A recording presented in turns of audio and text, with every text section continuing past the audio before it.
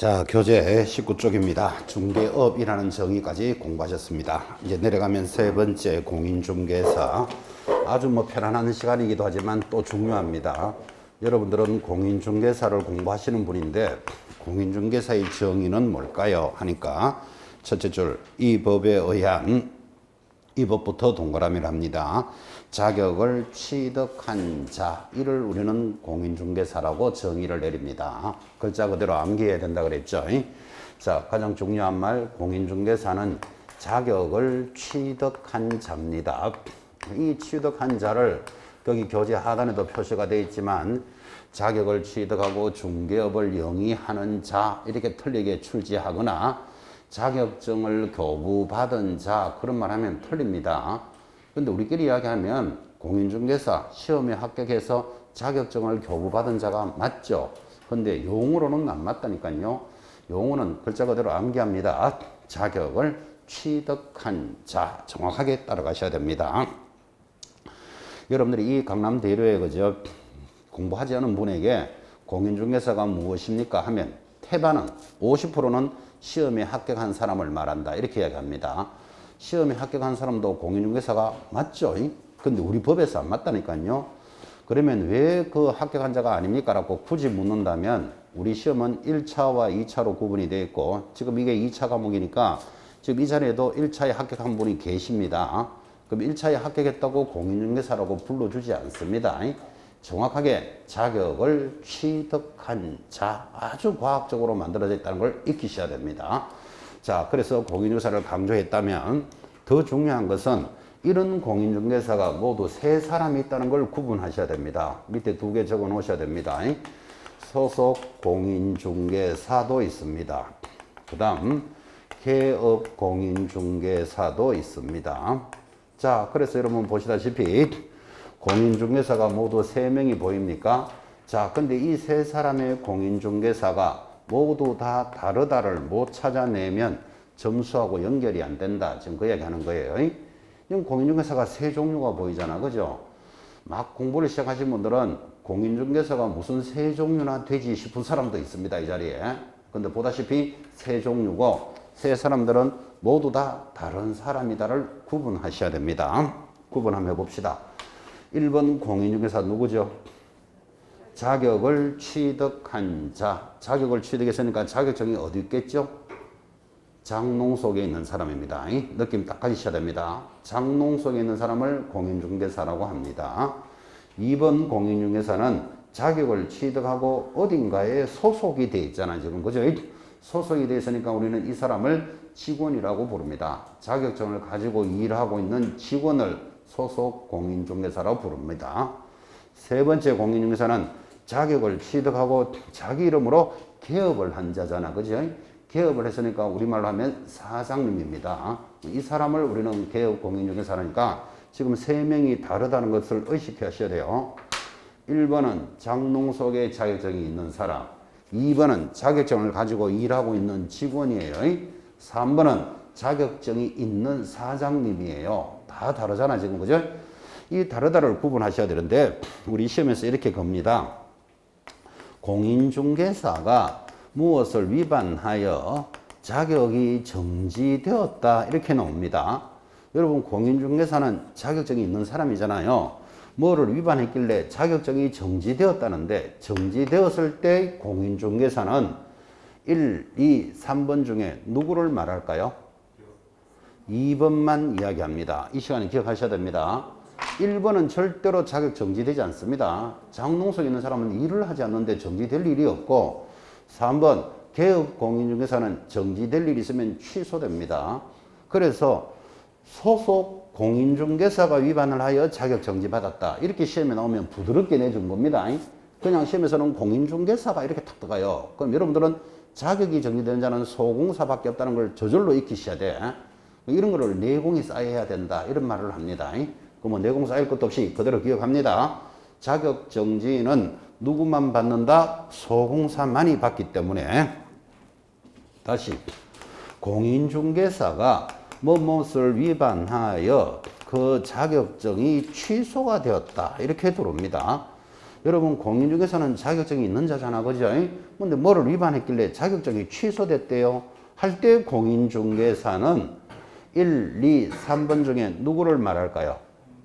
1, 2, 3번 모두를 다 이야기합니다.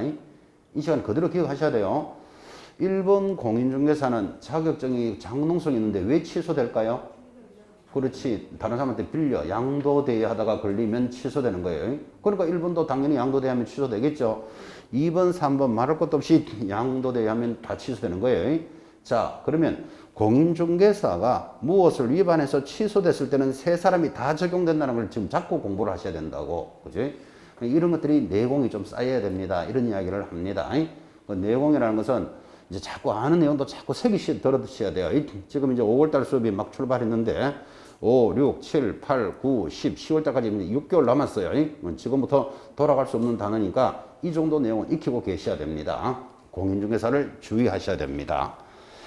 내려가서 네 번째 정의, 개업공인중개사를 줄여서 개공사다 이렇게 부릅니다. 자, 개업공인중개사의 정의. 옆에 그 제목 옆에다가 출제했던 빈도가 나타나는데 거의 이 용어의 정의는 빠진 적이 한 번도 없죠. 거의 한 개당 대여섯 번씩 다 출제되는 거예요. 자, 그때 개공사가 무엇입니까? 하고 물으면요. 이 법에 의해 사무소 개설 등록한 자를 말한다. 여기서 가장 핵심 단어 등록한 자가 개공사예요. 자, 등록한 자 그랬지. 등록을 하고 중개업을 영위하는 자 X입니다. 밑에 표시도 있지만 그건 다 틀리게 나왔던 거 다 보이죠. 등록증을 교부받은 자를 말한다. X예요. 암기하라 그랬잖아요. 등록한 자 이렇게 돼 있지. 등록증을 교부받은 자 이런 말이 없잖아요. 지금 여기에. 그죠? 그래서 등록을 하고 중개업을 하는 자가 우리끼리 말하면 개공사가 맞아요. 지금 밖에 나가면 개공사들이 등록을 하고 중개업을 하고 있잖아. 지금. 그죠? 근데 우리끼리 이해하면 맞지만 시험하고는 절대로 안 맞아 들어간다니까요. 법에서는 등록만 딱 하면 일을 하기나 안 하기나 개공사예요. 이런 용어를 주의하셔야 돼요. 그래서 이 단어를 암기해야 됩니다. 자꾸 이렇게 요구하고 있다고 이해하면 안 된다. 그죠? 자, 이런 개공사는 등록한 자를 말합니다. 자, 그때 등록한 자의 종류가 나타납니다. 한 장 넘기시면 20페이지 상단 개공사의 종류별, 종별 되어 있습니까? 거기 상단에 참고라고 되어 있는데 이거 절대로 참고 아닙니다. 이거 중요 이렇게 표시해 놓으셔야 돼요. 그래서 앞으로 여러분들은 개공사 하면 지금 저절로 1, 2, 3, 4, 4명이 보여야 돼. 자, 그런데 1, 2, 3, 4, 4종류가 있는데 거기 1, 2, 3을 싹 왼쪽으로 묶어서 공인중개사법상 이렇게 적어 놓으셔야 돼요. 1, 2, 3번은요. 공인중개사법상의 개공사고 4번은요. 다른 법률에 따라서 중개업을 하는 자예요. 그럼 다른 법에 따라서 중개업을 하는 자니까 우리는 일명 이 자를 옆에다가 적기를 특수법인 이렇게 부른다고. 그죠? 자, 그러면 종류는 모두 몇 종류? 4종류. 자, 중개사법에 따른 개공사는 몇 종류? 3종류. 첫째, 법인인 개공사가 있습니다. 공인중개사인 개공사, 그리고 부칙 6조인 개공사를 우리 중개사법의 개공사라고 부른다면 법인 중에서는 다른 법률에 따라서 중개업을 하는 자가 있어. 다른 법에 따라서 하니까 그것을 뭐라고 부른다? 특수법인이라고 부르는데 특수법인에는 거기 첫 번째 나오는 지역농협 찾았습니까? 시험은 그거 하나만 나와요. 지역농협만 동그라미를 하시고 지역농협을 뭐라고 부른다? 줄여서 지협 이렇게 부를 거예요. 자, 다시 칠판을 보면서 대답합니다. 개공사는 누구입니까? 등록한 자. 이 등록한 자가 중개사법에 몇 종류가 있다? 3종류. 법인인 개공사, 공인중개사인 개공사, 부칙 6조인 개공사를 우리 법상의 개공사라 불러요. 그 다음 중개사법을 따르지 않는 자가 있어요. 그 중개사법을 따르지 않으니까 자기들 법에 따라서 하는 거예요. 그거를 보고 뭐라고 부른다? 특수법인. 대표적으로 지역농협만 시험에 나온다. 이렇게 이야기했는데 특수법인 중요할까요? 안 중요할까요? 절대로 중요하지 않습니다. 우리 법을 따르지 않으니까 그쪽 법에 따라서 하는 걸 우리가 막 굳이 따라가면서 체크해야 될 이유가 없다고. 그 시험 거의 안 나옵니다. 나왔다 하면 지역농협 하나만 나온다고. 이거를 굳이 강조하는 이유는요. 우리나라 사람들의 특징, 특수, 스페셜 이런 거 들어가면 굉장히 좋아하는 경향이 있어요. 이 꽃배기 이런 거 억수로 되게 좋아한다. 명품 이런 거 좋아한다니까 지금 그죠? 그래서 특수한 하면 되게 좋아할까봐 지금 아예 안 중요하다고 강조하고 있는 거예요. 중개사법에서는 절대로 중요하지 않습니다. 특수법인은 이 법을 따르지 않는 자다. 자, 그러면 이제 중개사법에 있는 경우사 세 종류가 계속해서 시험에 묻는데 이런 등록한 자가 사장님들이 세 종류가 있기 때문에 이 세 사람을 기준으로 중개사법이 구성이 되어 있는 거예요. 그래서 앞으로 여러분들은 개공사가 하여서는 아니 되는 것, 개공사가 해야 되는 것, 어쨌든 개공사가 나오면 세 사람, 이거 저절로 붙어야 돼요. 개공사가 인장을 등록해야 된다. 이런 단원이 나오면 개공사가 인장 등록하면 세 사람이 인장을 등록해야 된다. 이렇게 저절로 붙어야 된다. 이 말이에요. 이런 개공사들의 업무 지역은 이렇게 나오면 개공사만 나오면 세 사람의 업무 지역은 지금 이 말이에요. 이게 개공사가 취급할 수 있는 물건은 하고 이런 말이 나온다면 개공사가 나오면 저절로 세 사람이 할 수 있는 것. 이게 안 붙으면 점수하고 연결 안 됩니다. 꼭 세 명을 잡으라고 지금 강조하고 있습니다. 그리고 조금 더 이해를 돕게 한다면 이 개공사는 등록된 자인데 대략 전국적으로 13만 명 정도가 등록이 되어 있습니다. 정확한 건 아닙니다. 13만 명 정도. 어느 종류가 제일 많을까요? 어느 종류가? 공인중개사가 제일 많아요. 80%. 법인이 5%. 부칭유조는 대략 한 15%쯤 됩니다. 그래서 세 종류가 있다는 걸 여러분한테 강조하는데 자, 이 세 종류 중에서 어떤 종류는 자꾸 늘어납니다. 어느 게 늘어날까요? 공인중개사가 늘어납니다. 왜 늘어날까요?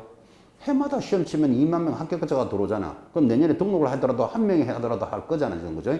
그래서 공인중개사는 자꾸 늘어나고 있어요. 요게 자꾸 늘어납니다. 이 말은 뭐는 줄어든다는 말하고 같잖아요. 뭐가 줄어들까요? 부칭육조는 급격하게 줄어듭니다. 지금 대략 제가 15%입니다. 그렇게 이야기했지만 엄밀하게 조사해보면 10% 미만도 내려갈 수 있습니다. 이 부칭유조는 등록한 것으로 봐주는 자가 88년도부터 88년이면 지금부터 25년 한 30년 전이죠. 88년도부터 공인중개사 자격증이 있으니까 자격증이 있는 사람만 중개업을 할 수 있다라고 법을 만들라 그러니까 자격증 없는 사람들이 굉장히 반발을 일으켰겠죠. 그때 자격증 없는 사람이 누구죠? 예전부터 중개업을 해오던 사람들. 그 사람들은 이제 자격증이 없으면 중개업을 못한다 하니까 크게 반발을 일으켜서 데모합니다. 조국 근대화 이바지하기 위해서 이때까지 열심히 살았는데 자격증 없다고 갑자기 중개업을 하지 말라니 이런 나쁜 놈들 하고 막 데모를 합니다. 그러니까 이제 우리나라는 데모 맞는 국가다 이런 거 들으셨죠? 아, 이거 속 시끄러우면 안 되겠다. 예전부터 하던 사람은 그대로 할 수는 있다. 예전부터 하던 사람을 인정해 주는 것을 부칭육조라고 불러요. 그럼 88년도부터 만들어졌으니까 98, 2008, 2018년 벌써 30년 지났잖아요. 원래 2020년가 33년 지났어요. 그러면 그때 40이었던 분들이 지금 70세치 됐겠지. 그때 50이었으면 지금 80세치 됐겠지. 그죠? 그만두는 사람만 있어도 새로 만들어지지는 않는 거예요. 그래서 부칭유조는 꾸준히 이제 떨어져서 지금 약 한 15%까지 있는데 여러분 이 부칭유조가 언젠가는 빵프로 되겠죠. 언제 빵프로 될까요? 이제 한 10년쯤 지나면 빵프로 안 되겠어요. 10년이 지나면 43년 지나버려. 그러면 세월이 너무나 많이 갔잖아 지금 거죠. 빠르면요 5년 안에도 빵프로 됩니다. 5년쯤 돼가지고 한 5%가 남아있잖아 그죠. 5% 남아있으면 법에서 개공사는 등록한 자로서 법인과 공인중개사만 있다. 법 한 줄 딱 고쳐버리면 부칭유조는 저절로 없어져 버려요. 그러면 한 5%좀 남았는데 제로 시켜버리면 이 사람들이 많이 반발할까요? 크게 반발하지 않습니다. 40여 년을 인정해 줬기 때문에 그죠? 지금도 현장에 나와보면 이분들은 연로해서 일 잘 안 합니다. 그 대신에 돈이 되기 때문에 자기는 직접 안 하니까 아들, 딸, 며느리가 대신하는 경우가 더 많아요. 지금도. 그죠? 그러니까 지금도 내려가면 엄밀하게 보면 10% 미만으로 떨어진다 그러잖아요. 지금 그죠? 그래서 여러분들은 부칭육조가 없어져 버리면 이제는 자격증 없는 자는 중개업을 못해요. 자격증의 가치가 올라간다, 내려간다. 당연히 자격증 가치가 올라가겠죠. 따기도 어려워진다. 이 말하고도 같아지는 거예요. 그때 되면 진짜 2년마다 시험 한 번 친다든지 2년마다 치면 숫자 반 확 줄여버리잖아 벌써 그죠? 상대평가 도입하겠다. 이런 말들이 그래서 자꾸 나오는 거예요 지금. 원래 여러분들은 부칙 6조가 빵프로 되기 전에 꼭 합격하셔야 됩니다. 이거는 이제 5월 첫 수업에서 열심히 하시라고 동료의 말씀인데 뭐 협박 공갈을 하는 게 아니고 조만간에 빠집니다. 조만간에. 앞으로 자격증 여러분 만약에 부칙 6조가 없어져 버리면 이제 자격증 따는 거 거의 어려워질 수 있습니다. 지금도 국민고시다 이런 말을 하는데 지금 그죠? 원래 열심히 하셔서 꼭 합격하시라 이 뜻이에요. 부칙 6조가 빵프로 되기 전에 합격하셔야 됩니다. 자, 어쨌든 개공사 하면 중개사법에서 세 사람을 익히셔야 됩니다. 부칙 6조는 조만간에 없어집니다. 이렇게 강조했습니다. 다섯 번째 정의, 소속 공인중개사를 줄여서 소공사다 이렇게 부르쓰는데, 자, 소공사도 거의 시험에 빠진 적이 거의 없죠. 쫙 들어오는데 소공사의 정의가 무엇입니까 하면 개공사에 소속된 공인중개사 가로 열고 개공사인 법인의 사원 임원으로서 공인중개사인 자를 포함해 동그라미 중개 업무를 수행하거나 수행 동그라미 합니다. 개공사의 업무를 보조하는 자를 말한다. 보조도 동그라미. 자, 그러면 소공사가 딱 흘러가면 저절로 세 가지를 암기해 놓습니다. 사원 임원을 포함하여 업무를 수행도 하고 뭐 하는 자다? 보조하는 자. 자, 얼마나 자주 나오는지 소공사는 사원 임원은 제외하고 업무를 수행하고 보조하는 자. OX? X입니다. 제외가 아니고 포함이에요. 자, 그 다음에 사원 임원을 포함하여 업무를 수행하는 자를 말한다. OX? X입니다. 수행만 들어가면 안 돼. 보조도 하기 때문에 딱 붙어야 됩니다. 포함, 수행, 보조가 하나라도 빠지면 안 된다고요. 예를 들어서 사원 임원을 포함하여 업무를 보조하는 자를 말한다. X입니다. X. 암기하라고 그랬잖아요. 있는 그대로 빠지면 안 된다니까요. 수행, 보조가 딱딱 다 들어가야 되는데, 자, 그러면 수행과 보조의 뜻이 다르니까 빠지면 안 되는 거예요. 그럼 차이가 뭘까요? 수행과 보조의 차이. 첫째, 글자가 다르다. 글자가 다르잖아요. 글자가 다르니까 뜻도 다르겠지. 수행은 문서를 작성하는 것을 수행이라고 합니다. 수행이 뭐라고요? 문서를 작성하는 거다. 자, 중개사무소에서 문서라는 게 어떤 게 있죠? 거래계약서, 확인설명서, 요 두 가지가 문서입니다. 중요한 서류입니다. 거래계약서와 물건에 대한 확인설명서를 작성하는 것을 업무를 수행한다 그러는 거예요. 자, 그럼 여기까지가 연결됐다면 소공사는 거래계약서를 작성할 수 있다. OX. 그게 수행이잖아요. 갑자기 띵 하시는 건 거거든요. 자, 다시. 소공사는 중개대상물 확인설명서를 작성할 수 있다. 그게 수행하는 거라 그랬잖아요. 그죠? 이 수행이라는 개념이 잡혔으면 거기까지 와야 된다고요. 조금 더 확장해서 소공사는 인장을 등록해야 된다. OX. 당연하지. 문서를 작성했으면 내가 작성했다고 도장을 딱 찍어야 될 거잖아. 그죠? 소공사는 인장 등록의 의무가 있다. 됐습니까? 만약에 소공사가 인장 등록 안 하면 자격 정지 받습니다. 자격 정지는 누구만 받는다 그랬다? 소공사만 받는다 그랬잖아요. 그래 딱 연결된다니까 지금. 그죠? 자, 연결까지 하면 좋겠고, 연결이 안 되시는 분들은 최소한 포함하여 수행하고 보존한 자 세 마디가 딱 붙어야 된다. 여기까지는 잡아 놓으셔야 돼. 그래야지 이제 내용이 자꾸 확장될 수 있잖아. 그죠? 소공사가 중요한 이유가요. 6번 때문에 중요해요. 6번이 누구지요? 중개보조원에 대한 정의입니다. 자, 6번도 중요한데 여러분 5번, 6번을 묶어서 일명 고용인이라고 하는 것도 하나 기억해 놓으셔야 돼요. 자, 그래서 지금부터 6번 중개보조원에 대해서 공부를 할 건데 5번과 6번을 묶어서 뭐라고 부른다? 고용인이라 한다. 이것도 익히셔야 됩니다. 고용인이라 하면 우리말로 하면 직원이다 이 말이에요. 직원으로서 자격증이 있으면 소공사, 자격증이 없으면 중개보조원을 고용인이라 하는데, 자, 중개보조원의 정의는 뭘까요? 시험에도 굉장히 잘 나옵니다. 첫째 줄에 가장 중요한 말이 나오죠. 공인중개사가 아닌 자부터 동그라미 하셔야 돼요. 여러분 지금 중개보조원을 공부할 때 거기 공인중개사 아닌 자 이 말을 빼고 읽어봐봐요. 얼마나 매끄럽게 시험에 들어오는지.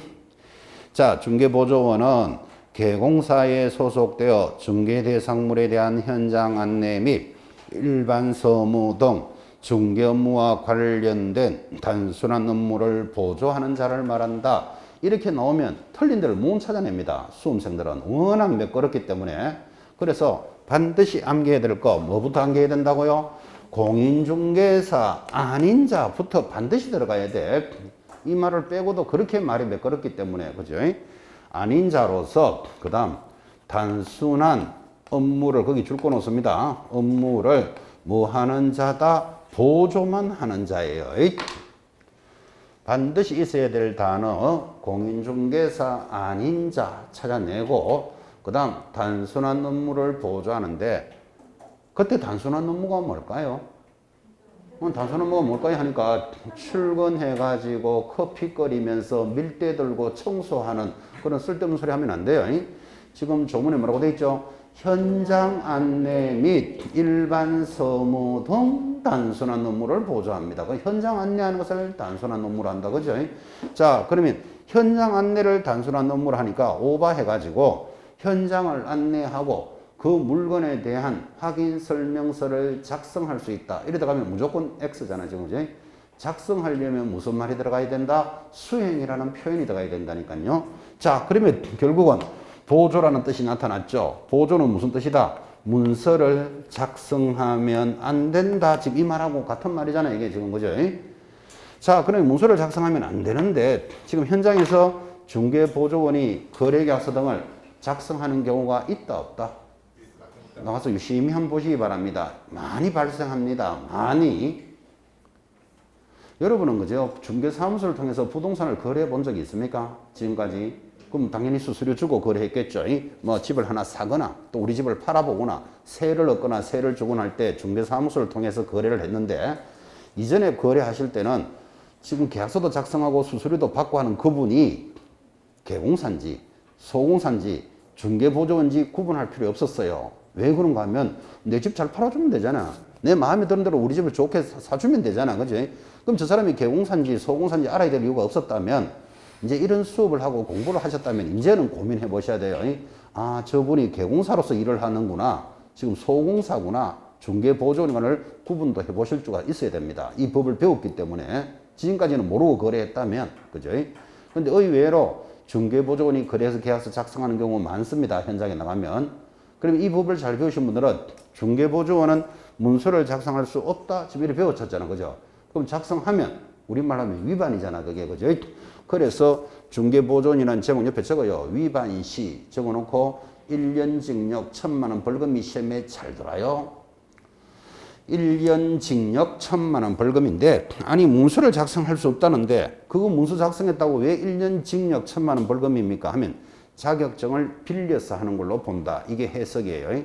자격증 양도돼야 하면 어떻게 된다? 1년 징역 1,000만 원 벌금이니까 그 개념까지 익히셔야 됩니다. 밖에 나가면 여러분들 그죠? 개공사도 아닌 자가 나 개공사요 하고 명함에 적고 있는 사람 있겠다 없겠다? 있다고 봐야 되겠죠.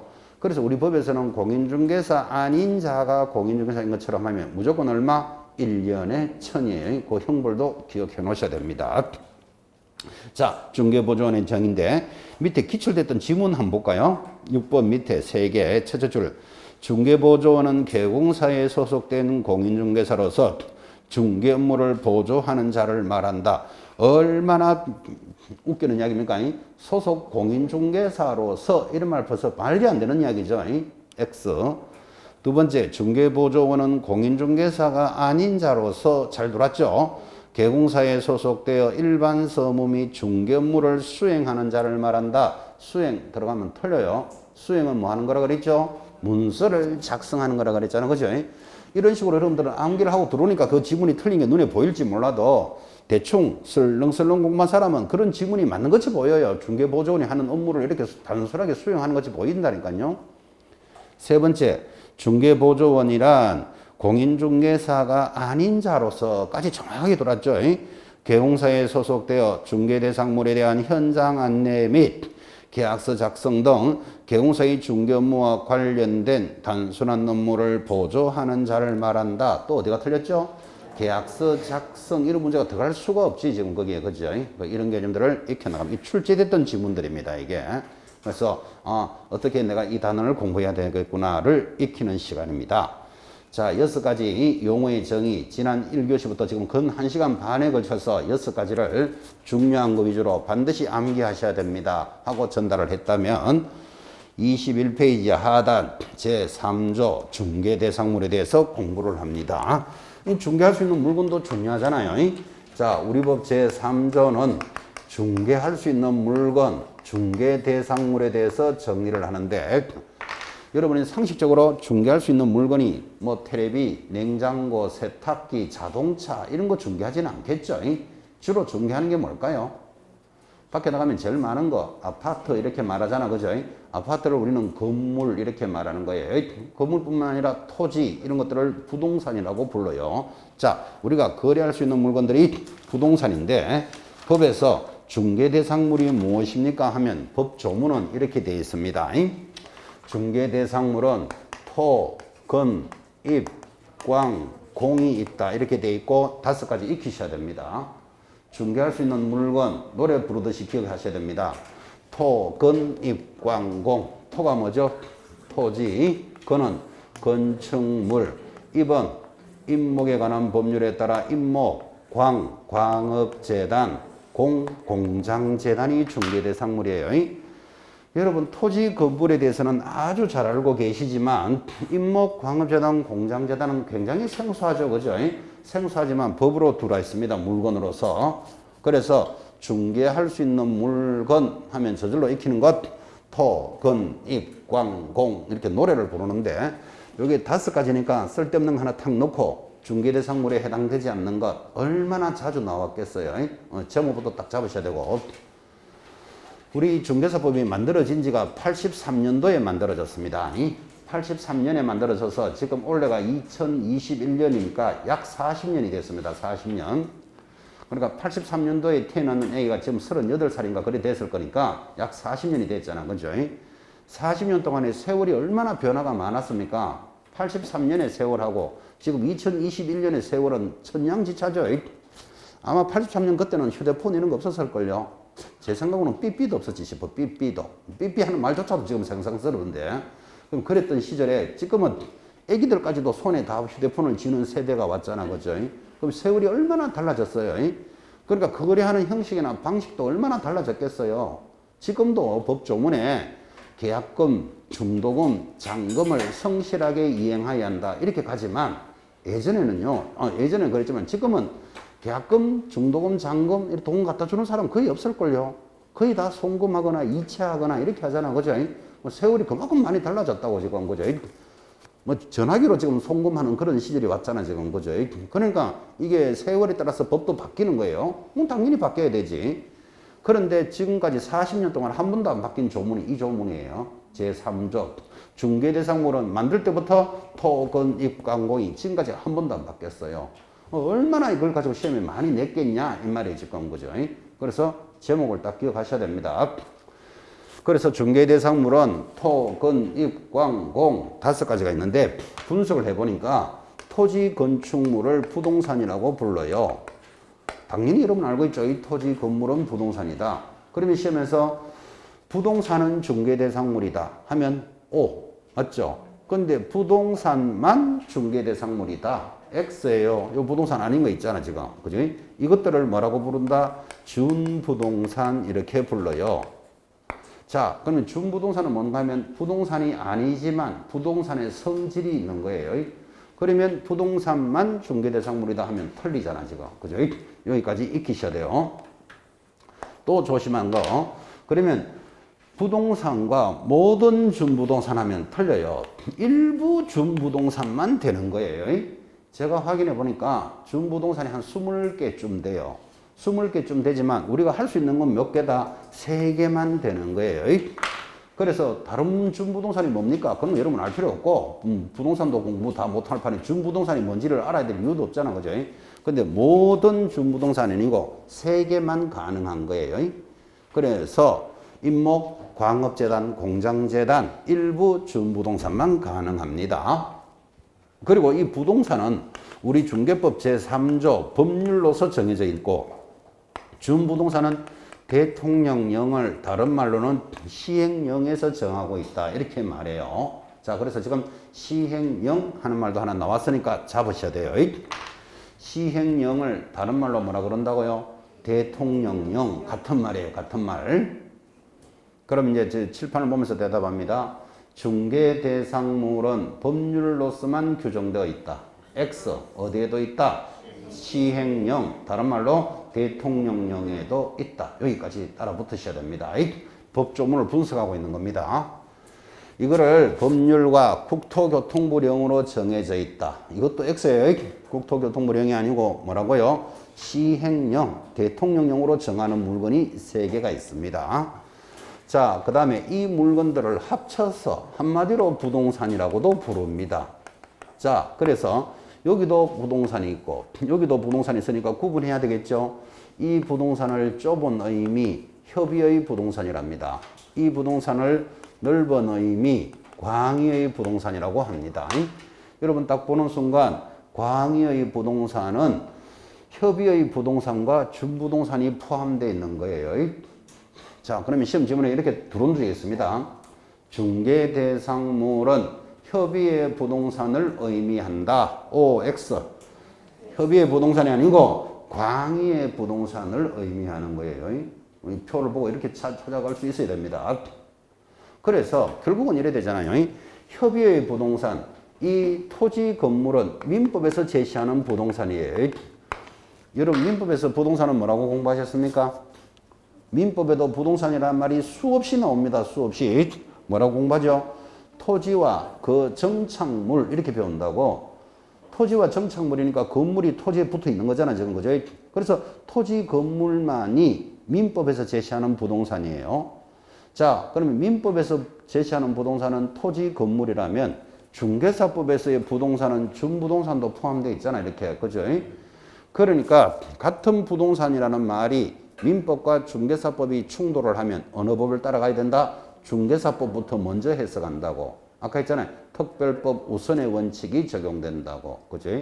그래서 같은 부동산이라도 민법이 제시하는 것은 토지 건물만 이야기한다면 중개사법은 준부동산이 포함되어 있습니다. 그래서 시험에 나왔다고요. 중개 대상물로서의 부동산은 민법과 동일한 개념이다. 시험에 나왔어요. OX. X지. 민법과 동일한 개념이 아니고 우리는 넓은 의미 광의의 부동산이에요. 자, 지금 법조문을 분석한 거예요. 이걸 법조문 잡아놓고. 자, 여기서 이제 첫 번째 물건인 토지는 성질이 어떨까요? 이제 이렇게 출발하는 거예요. 자, 토지에 대해서는 가장 기출 지문 제일 밑에 21페이지 줄 쫙 끄시면서 기억하셔야 돼요. 한 필지 일부에 대해서 지상권, 지역권, 전세권의 임대차는 가능하다. 시험에 나오면 O 되겠습니까? 우리는 지상권, 지역권, 전세권을 다른 말로 뭐라 부르죠? 용익물권, 한 필의 일부도 용익물권은 가능하다. 그 말이에요. 넘어가서 22페이지 상단 건축물에 대해서 만약에 문제가 나왔다. 기출지문. 지붕과 기둥과 주벽을 갖춘 미등기 건물도 중개대상물이 된다. OX. O. 미등기 위에다가 무허가 건물도 동그라미 해놓으셔야 돼요. 우리는 등기돼 있거나 무허가거나 따지지 않습니다.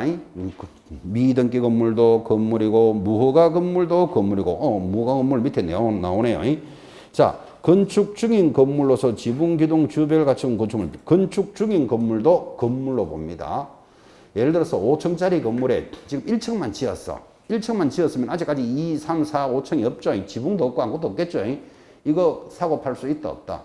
있다고. 건축 중인 건물도 건물로 본다. 그래서 공법에서 제시하는 건물하고 성질이 확 다릅니다. 중개사법은 짓고 있는 것도 건물이고, 그죠? 지어진 것도 건물이고, 거기다가 장래의 건물도 건물이에요. 그 옆에다 하나 적으십시오. 장래의 건물. 자, 대표적으로 지금 건물이 없어. 장래의 건물이 뭘까요? 분양권이에요. 분양권도 중개대상물이 됩니다. 그래서 중개대상물의 범위 굉장히 넓게 이야기했고, 지금 이야기하고 있는 그게 밑에 관련 판례 거기 다 들어가 있어요. 파란 글씨 분양권 이런 건 중개대상물이 된다. 입주권은 안 된다. 이렇게 적어놨어요. 참고로 보시면 되고, 박스 바로 밑에 동그라미 3번 그 밖에 토지 정착물로서 줄 하나 껐습니다. 명인 방법을 갖춘 수목의 집단 딱 들어오면 중개대상물이 된다. 이렇게 동그라미 딱 해놓으셔야 돼요.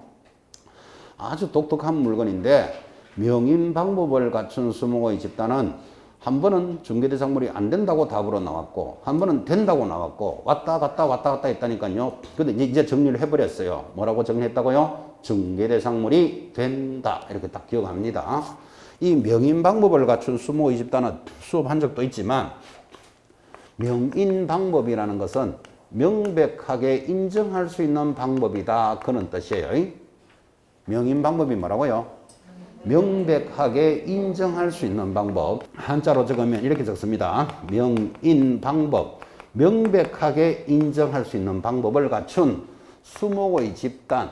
수목의 집단이라는 것은 나무들의 집단인데 이게 중개할 수 있느냐라는 문제가 왔다 갔다 하다가 지금은 되는 걸로 됐다 그랬잖아. 그죠? 그럼 명인 방법은 이렇게 설명을 합니다. 여기 야산이 이렇게 있다고 칩시다. 여기에 수목의 집단, 나무들이 이렇게 있는데 여러분 나무도 한 그루에 수천만 원짜리 있다는 건 이해하십니까? 나무 한 그루에 수천만 원이면 10개면 수억이고 100개면 수백억의 재산입니다. 이런 수목의 집단을 동산으로 돼 있으면 저당권을 설정 못해요. 그래서 이런 사업을 크게 하려고 돈을 빌릴 수 있도록 이 재산에 대해서 돈을 빌릴 수 있도록 해주려고 이제 법을 만드는데 어쨌든 이런 수목의 집단들이 있는데 나무 주인은 알겠죠. 여기서부터 여기까지가 내 거요. 저기서부터 저까지는 내 거요. 하면 자기는 알겠지만 일반인들은 정확하게 모르잖아. 그죠? 그래서 명백하게 알 수 있는 방법이 있어요. 어떻게? 울타리를 딱 치고 이게 판례의 울타리를 치고 앞에다가 내 거 이렇게 명표를 딱 붙이면 아 이거는 누구 거다는 걸 누구라도 알 수 있잖아. 그죠? 그러면 이렇게 명인 방법을 딱 갖추면 이게 무슨 효과가 있는가 하면 등기된 효과가 있다고. 여러분 등기의 효과가 뭐다? 공시 효과 들으셨죠? 세상 사람들한테 이거는 누구 거다고 알려주는 게 공시예요. 그래서 명인 방법이 갖추어진 수목의 집단이라면 누구 거는지를 확실하게 알 수 있으니까 이거는 등기된 효과가 있잖아. 그러면 이거를 부동산으로 봐주느냐 해서 지금은 뭐라고 본다? 중개 대상물은 된다 이 말이에요. 중개해도 된다 이 말이에요. 판례가 왔다 갔다 하다가 이제 정리했다 이 말이에요 지금. 그래서 등기된 효과가 있다 그랬지 등기가 돼 있다 소리 했는 건 아니잖아 지금 이게. 그죠? 그래서 이 물건은 뭐는 설정을 못한다? 저당권은 설정할 수 없는 거예요. 여기까지로 구분해 놓으셔야 돼. 자 다시 명인 방법. 명백하게 인정할 수 있는 방법을 갖춘 수목의 집단은 중개 대상물은 된다. 맞다 그죠? 근데 등기돼 있다 안 돼 있다? 등기돼 있는 효과가 있다 그랬지 등기가 돼 있지는 않습니다. 그러면 뭐를 설정할 수 없다? 저당권을 설정할 수는 없다를 기억해 놓으셔야 된다고. 이게 왜 중요한가 하면 지금 저당권을 설정할 수 있는 뭐가 있다? 임목이 지금 따라 나오기 때문에 그래요. 그래서 임목은 같은 나무라도 여기 한자로 적으면 설립자의 나무 목자잖아. 그죠? 서 있는 나무인데 서 있는 나무를 중개할 수 있다고. 그래서 중개대상물이 되니까 준부동산이다. 아까 그랬잖아. 지금 그죠? 요 놈들은 등기가 돼 있어요. 그 등기가 돼 있으니까 뭐 할 수 있다? 저당권이 설정되는 것하고 비교되는 거예요. 한 번만 더 강조합니다. 명인 방법을 갖춘 수목의 집단은 등기된 효과가 있지 등기가 돼 있지는 않잖아. 그죠? 그러니까 뭐를 설정할 수는 없다? 저당권을 설정할 수는 없다. 근데 지금 바로 따라 붙었는 임목은 저당권을 설정할 수 있다. 이거 기억하셔야 됩니다. 자, 그래서 이제 내려가면 대통령령으로 정하는 물건이 따라 나옵니다. 임목에 관한 법률에 따라서 임목이 들어오는데, 자, 여러분 임목이나 여기 광업재단, 공장재단은 세 가지 물건의 특징이 시험에 나온다고요. 지금까지 배운 솜씨대로 이 세 가지의 공통점이 뭐다? 준부동산이다. 이건 알고 계시잖아요. 자, 세 가지는 준부동산인데 준부동산의 뜻이 뭐죠? 부동산은 아니면서 부동산적인 성질이 있다니까요. 자, 부동산은 아니면서 이 말은 동산이면서 이 말이잖아. 그죠? 그럼 동산과 부동산의 성질이 뭐가 있을까요? 이걸 알아야 무슨 말이 되잖아, 지금. 부동산은 아니면서 부동산적인 성질이 있대요. 그럼 동산이다 이 말이잖아 이게 지금. 그럼 동산인데 무슨 부동산의 성질이 있느냐고. 자, 그래서 지금 대답도 나오셨는데, 그래서 여러분 초등학생한테 야, 동산과 부동산의 차이가 뭐냐? 초등학생한테 물으면 초등학생은 움직이는 것은 동산, 못 움직이는 것은 부동산 이렇게 구분하면 돼요. 이것도 틀린 말은 아니잖아, 그죠? 이게 초등학생들의 수준이라면 이제 법률을 공부하신 분은 이렇게 말해요. 동산은 아까 볼펜 같은 것들은 내 거라는 걸 뭘로 표시한다? 점유하고 있다고, 점유. 여러분 볼펜을 등기해야 내 거다 이런 말은 없잖아, 지금, 그죠? 동산은 점유로서 표시를 한다면 부동산은 등기함으로써 표시하는 거예요. 부동산은 반드시 등기가 돼야 된다고. 아파트는 부동산이다. 이 정도는 아십니까? 그럼 여러분 아파트에 살고 있으면 내 겁니까? 등기돼야 됩니까? 그걸 당연하게 부동산은 등기가 돼 있잖아. 그죠? 자, 그럼 이제 성질이 구분되겠죠. 준부동산은 동산이면서 부동산에 성질이 있다는 말은 뭐가 돼 있다? 등기가 돼 있다. 이 말이에요, 이게들이. 자, 그럼 등기가 돼 있는데 이제 그 정도는 대답해야 되죠. 가장 처음 하는 등기를 뭐라고 그런다? 소유권 보존 등기라고 그래. 제일 먼저 하는 등기가 소유권 등기가 들어가야 다른 권리들이 들어간다 그랬잖아. 그죠? 그래서 소유권에 대해서 보존 등기를 하면 그 다음 뭐 하는데 목적이 있다? 저당권을 설정하는데 이 세 가지 물건의 특징이 있는 거예요. 그래서 이 물건들의 재산은 저당을 잡아서 이 사업을 더 크게 확장시키라고 이 법을 만들어 준 거예요. 이게 제일 중요한 말이에요. 세 가지는 소유권 보존 등기가 돼 있음으로써 뭐 하는데 목적이 있다? 저당권을 설정하는 데 목적이 있다. 전세권 이런 말 들어가면 틀려요. 이 두 가지 권리만 딱 들어가는 거예요. 자, 그 다음에 책을 보고 짚어드리겠지만 임목이라는 게 설립자의 나무 목자 서 있는 나무잖아요. 나무가 여러분 서 있지 누워 있는 것도 있습니까? 누워 있는 거 벌채하면 누워 있잖아, 그죠? 그 벌채하면 쉽게 이동할 수 있기 때문에 동산이에요. 반드시 서 있어야 돼. 자, 그래서 설립자의 나무 목자 임목인데 지금 여기 강남 대로변에 가면 길가에 가로수들이 쫙 서 있는 거 보셨죠? 그거 임목이다? 아니다? 아닙니다. 그거는 가로수라고 부른다니까요. 서울시에서 관리하는 가로수고 임목은 반드시 뭐가 돼 있다? 등기가 돼 있다니까, 등기가. 그지? 그 등기가 돼 있으면 이제 중개대상물이 되는 거예요. 자, 그러면 등기가 돼 있어야 이 물건을 사고 팔 수 있으니까 여러분이 출제자라도 개공사한테 묻기를 이거 어디 등기되어 있을까요? 물어야 된다고. 그래야지 이제 거래할 수 있는 물건이 되니까 어디 등기되어 있을까요? 하니까 나무 뿌리에 등기한다. 웃기는 이야기죠. 나무 파가지고 등기 안 돼 있다. 다시 심어라. 지금 이래가 될 문제가 아니잖아요. 이게 그죠? 그래서 나무가 서 있는 곳이 어디 서 있을까요? 1. 저 바다 위에 2. 토지 위에 답이 몇 번? 토지 위에 서 있겠지. 그래서 임목이잖아. 그죠? 그러면 나무가 서 있는 토지 등기부가 있다고 토지 등기부 표제부를 보면 등기가 되어 있음이 나타나요. 자, 이 토지가 여기 땅의 주소가 서울특별시 관악구 신림동 17번지라는 땅의 주소는 알잖아, 여러분들이. 그죠? 그럼 등기부를 딱 떼보면 토지 등기부 표제부에 등기되어 있음이 나타나요. 그럼 이제 이게 중개대상물이 되는 거예요. 그래서 등기가 되어 있는 물건이니까 어디 등기됐냐가 가장 중요한 문제라고 지금. 그죠? 이게 임목의 90%가 답이에요. 토지 등기부 표제부의 취지가 기재된다. 그 내용이 저기부터 있죠. 23페이지 상단. 24페이지 상단의 세 번째 미음에 보시면 토지 등기부 표제부의 임목의 등기번호가 표시된다. 찾았나요? 반드시 기억해 놓으셔야 됩니다. 자, 그러면 이제 그걸 잡았다면 그럼 이 두 가지 물건도 광업재단, 공장재단도 뭔지는 모르지만 등기가 돼 있겠지. 그 어디 등기됐느냐부터 알아야 뭐가 시작된다 그랬잖아요. 지금 그죠? 어디 등기가 됐을까요? 하니까 교재 23페이지 제일 하단 한번 보세요. 23페이지 제일 하단 디귿 지금 공장재단에 대해서 설명을 하는데 등기관은 공장재단에 관하여 소유권 보존 등기를 하면 이 세 물건은 보존 등기가 돼 있다 그랬잖아요. 지금 그죠? 하면 그 공장재단 구성물의 등기 기록 중 줄 것입니다. 해당 구에 공장재단에 속한다는 사실을 기록한다. 해당 구. 해당 구가 무슨 뜻이죠? 소유권은 갑구에, 저당권은 을구에 이 말이에요. 해당되는 구에 기록한다 이 말이에요. 해당되는 구를 다른 표현으로는 상당구 이렇게 해도 돼요. 같은 말이에요. 자, 다시 공장재단, 광업재단은 어디에 등기 기록합니까? 해당 구에 기록한다.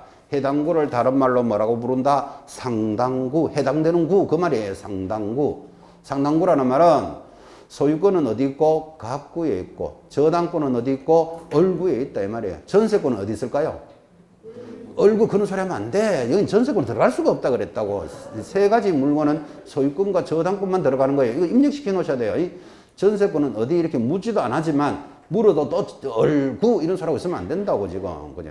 소유권과 저당권의 목적만 됩니다. 자, 그러면 나무는 이제, 그럼 임목은 나무를 등기했다 치고, 광업재단, 공장재단은 뭘까요? 하면 이건 같은 법에 있는 똑같은 물건이에요. 근데 공장재단이 듣기가 편하니까 공장에 사용하는 물건을 공장재단이라 그래요. 공장재단이 뭐라고요? 공장에 사용하는 물건들이라니까. 여러분 어떤 공장이든 공장에 한번 가보세요. 공장에 가보면은 첫째, 공장을 구성하는 토지 있겠죠. 공장에 건물도 있겠지. 기계도 있겠죠. 공장에 기구도 있을 거고, 어떤 공장에 포크레인 이런 것도 있겠죠. 또는 뭐 특허권 이런 것도 있겠지, 공장에. 자, 여러분 토지 건물이라는 부동산도 있지만 기계도 수억짜리가 있다는 건 이해하시죠? 특허권도 돈 가치가 비싼 게 많겠죠. 이런 부동산이 아닌 물건들을 동산으로 두고 있으면 저당을 설정 못 한다니까요. 그래서 이거를 묶어서 한 개의 부동산으로 봐주겠다 이 말이에요. 묶어서 한 개의 부동산으로 봐주니까 공장재단 이래 부르는 거예요. 그 다음에 광업재단은 광업소에 쓰는 물건들이겠지. 여러분 텔레비 같은 뉴스 보시면 탄광 흙을 실어내고 하는 그 기구 레일 이런 거 보셨죠? 그런 것들을 묶어서 한 개의 부동산으로 봐주는 거예요. 왜 봐준다 그랬죠? 저당권을 설정할 수 있도록 해주려고. 그죠? 자, 그래서 이 물건들은 그럼 암기할 필요가 있나? 암기할 필요 없어요. 교재 제일 밑에 한번 봐봐요. 23페이지 제일 밑에 공장재단에 대해서 기어, 공장재단의 구성물, 다음에 열거하는 것의 전부 또는 일부로 구성이 되는데, 자, 박스. A, 공장에 속하는 방금 했잖아요. 토지, 건물, 그 밖에 공작물. B, 기계, 기구, 전봇대, 전선, 배관, 그 밖에 부속물. 이거 말고도 많겠지, 그죠? 그 밖에 부속물이 나오니까 이거를 암기할 필요가 없는 게 그 밖에 부속물 하면 이거 말고도 많이 있다는 뜻이에요. 시간 있는 사람 옆에 적어봐요. 벤치, 도라이바, 몽키, 다마 뭐 이런 거 있잖아. 공장에 쓰는 것들, 그죠? 이런 것들을 다 묶어서 한 개의 부동산으로 보니까 이걸 암기할 필요는 없는데 거기 옆에다가 적어요. 이거는 묶어서 한 개의 부동산으로 보니까 그 옆 박스 옆에다가 분리하면 처분할 수 없다. 이거를 적어 놓으셔야 돼. 이거를 암기하는 게 아니고 분리하면 처분할 수 없다. 그 재단이라는 것은 묶어서 한 개의 부동산으로 본다. 그런 뜻이에요. 묶어서 한 개의 부동산으로 봅니다. 분리하면 처분할 수 없다. 넘어가서 거기에 관련되는 내용들이 이제 공장재단의 효력하고 다 있으니까 참고로 보시되 24페이지 분리하면 처분할 수 없다를 거기 뭐라고 적어놨습니까? 제 2번의 기어 공장재단은 자체를 뭘로 본다? 한 개의 부동산으로 본다. 그 한 개의 부동산이니까 이걸 분리하면 처분하면 안 되잖아 지금. 그죠? 2번 니은이죠. 공장재단의 소유권 보존 등기는 등기 후 10개월의 동그라미 저당권 설정 등기를 하지 아니하면 효력을 상실한다. 이게 무슨 말인가 하면 원래 여러분 한번 봐요. 기계, 기구, 포크레인 이런 것들은 동산이잖아 사실은. 그죠? 근데 이걸 묶어서 한 개의 부동산으로 봐줬으니까 왜 등기를 해줬다? 저당을 설정할 수 있도록 하려고. 근데 어떤 사연인지 저당권이 10달 동안 만들어지지 않더라. 그러면 애초부터 이 소유권 등기는 효력이 없다 이런 뜻이에요. 그 10개월을 시험에서 1년 이렇게 잘 나와요. 그래서 그 10개월에 지금 동그라미 하신 거예요. 내려가면 디귿 공장재단은 소유권과 저당권 외의 권리의 목적이 되지 못한다. 그래서 아까 전세권 이런 말 하면 안 된다 그랬잖아. 그죠? 그런데 독특하게 그러나 줄 것입니다. 저당권자가 동의를 얻으면 임대할 수는 있다 그랬어요. 왜 그런가 하면 여러분 한번 봐봐요. 이 공장재단에 공장에 사용하는 물건들인데 이제 이걸 담보로 잡고 돈을 100억 빌렸어요. 100억을 빌렸는데 돈을 못 갚아줬어. 그러면 돈 빌려준 자가 야 이거 내 저당 내가 담보한 거니까 이거 쓰지 마라. 이렇게 해버리면 공장은 서 있으면 국가적으로 손실이잖아. 그죠? 그래서 저당권자가 동의를 하면 뭐 할 수 있다? 임대할 수는 있다. 그 임대해서 공장은 돌리는 게 국가적으로도 이익이다 이 뜻이에요. 그래서 누가 동의를 해주면 저당권자가 동의를 하면 임대할 수는 있다. 그런 독특한 내용이 따라오는 거예요. 거기 리얼 방금 했죠. 공장재단의 구성물은 공양되는 것과 분리하여 양도하거나 소유권은 외의 권리 압류 등에 하지는 못한다. 그래 아까 했잖아요. 분리하면 처분할 수 없다. 했고 전달이 됐습니다.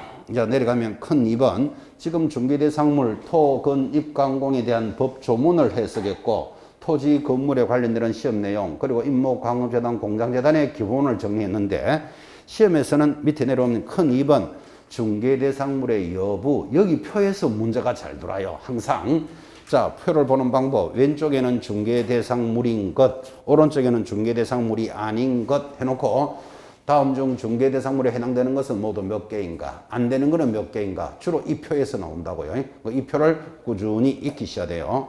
왼쪽에 되는 거 한번 볼까요?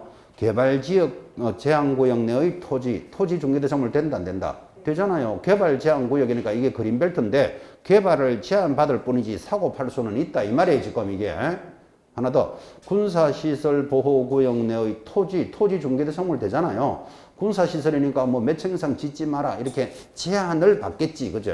사고 팔 수는 있다라는 취지예요. 도로 예정지 중 사유지 여러분 도로 예정지가 땅이잖아 땅 그죠? 중개대상물이 된다 이 말이에요. 그럼 여러분은 도로 예정지 땅 살까요 안 살까요?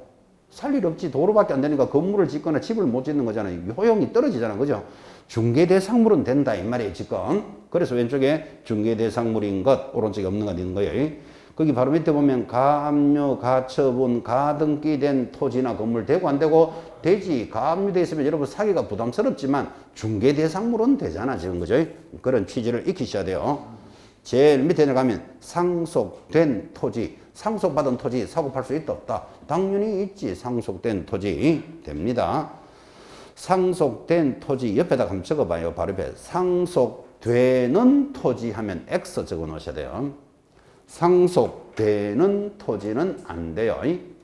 상속되는 것은 법률의 규정에 의해서 물건이 변동되는 것은 중개할 수 없다. 그런 뜻이에요. 뭐에 따라서요? 법률의 규정에 의해서 물건이 변동되는 것은 중개대상물이 되지 않습니다. 상속되는 토지 하면 X다. 여기까지 중개대상물을 공부하셨고 제4조 공인중개사 제도 출발합시다. 10분 쉬었다 갑니다.